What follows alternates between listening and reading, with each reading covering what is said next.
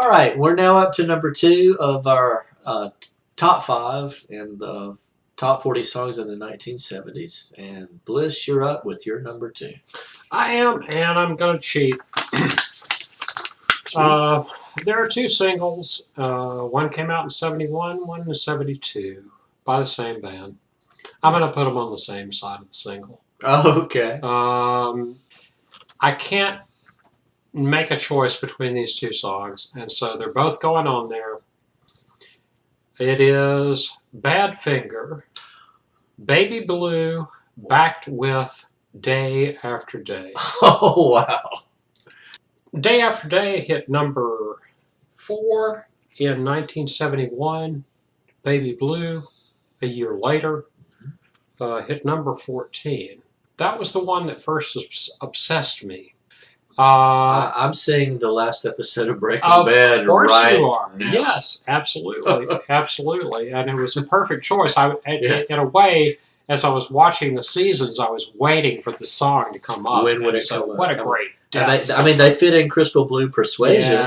Yeah. Right? So, yeah. I finally found a secondhand or re-release copy of it. It's a whole relationship in 3 minutes and 5 seconds, right? Again, these kind of aspirational things. These what is it going to be like when I get older? Just the crunch of the guitars. They were like my number 1 song, a great post Beatles band. They were actually on the Beatles Apple label, and it shows. You know that what Paul at least recognized in their sound, and of course he gave them their first big monster hit. If you want it, here it comes. I can get it. Yeah. Something. Ah, shit. Will come to us eventually. Here's the thing: the Paul McCartney song is not anywhere near my favorite song of theirs. They wrote brilliant songs. They were the ones who wrote the original version of Without You, which Nilsson covered to great effect, and a number 1 hit. Day After Day, then, instead of a relationship in 305, you've got the essence of yearning, looking out of my lonely room day after day. And George Harrison's awesome slide guitar stuff. It just tore me up. Here is some kind of voice of relatable experience, and that's why I put them both on a 2-sided single. When you buy a $1.29 single from frickin' Apple, you're not getting a B-side. When you said you were going to cheat at first, I thought one thing that I thought about doing was cheating and putting on a actual double-sided. Yeah.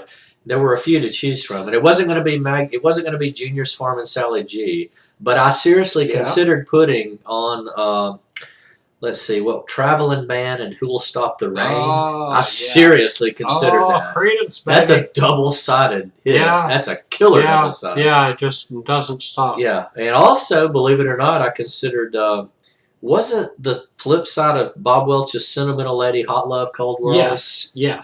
That's pretty close. That's as close as you get to double-sided killer stuff. Yeah.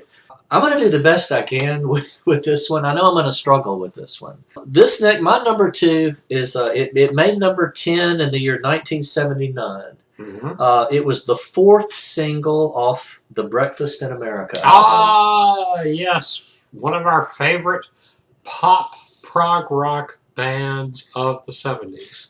The song is Take the Long Way Home by Supertramp. Yeah. One of maybe our very first Midnight Special Freakout on your little lo-fi TV speaker was trying to get a recorded version on a cassette tape player of Bloody Well Right, which we freaking loved. Yeah. There were things that were going on with this song in my reaction in relation to the song that consciously I hardly even recognized at the time. But I'll start with Roger Hodgson's voice, okay? Yeah. Which is, to me, something to love. I'm quite sure that probably a lot of people find his voice annoying. Oh my God! But I don't it would care. be a hyper nerd voice Yeah. in the modern world. You know, for some people, they Yeah. might say it was dweeby, Yeah. but not for me at all. To me, his voice captures, and it's in the context of this album too. It was yearning and innocence. It points a finger without feeling judgmental. Right. Okay, which is a hard trick to do, but I think it's because it's gentle, it's understanding, it's full of empathy, it's full of humor, it's full of love. When a writer can make you feel like he cares about all of his characters, Mm-hmm. and Right. you once suggested David Foster Wallace Right. does that with Infinite Right. Jest, Right. and I there's agree that there's not a single character, maybe Randy Lentz, but there's hardly a single character who doesn't get the empathy from his creator. To me, I thought the entire Breakfast in America album. Okay, they're a British band, right? Breakfast in America. It was like a wide-eyed, candid, just kind of in love with the great big wonder of this big old U.S. of A. The album, but it didn't flinch. And still, in its pop sense, it didn't flinch from the dark parts Right. of a country. You know, it's like a loving brother or sister or friend. Is that, you know, I love you, but I wish you wouldn't do that. Mm. Yeah, you'd feel better, and we'd all feel better. I'm going to go back to the words again here with this song. But there are times that you feel you're part of the scenery. All the greenery is coming down, boy. But then your wife seems to think you're losing your sanity. Oh, calamity. Is there no way out? Is there no way out? Does it feel your life's become a catastrophe? Oh, it has to be for you to grow, boy. When you look through the years and see what you could have been, oh, what you might have been if you'd had more time. You know, we take the long way home a lot of times to slow life down and to take in more of the view. I'm not going to go all Mac Davis stop and smell the roses on you here, but some cliches, as Wallace pointed out, are worth repeating because they're true. Yeah. But we can also take the long way home. You know, sometimes we take the long way home because we really don't want to go home. Yeah. To a place that doesn't feel like home, and that's not such a good thing. I love the harmonica in the song because it's like it sounds like it's coming from a long way over the horizon. Well, and it's a little bit of Dylan. You know, how does it feel to be on your own? Yeah. With no direction home.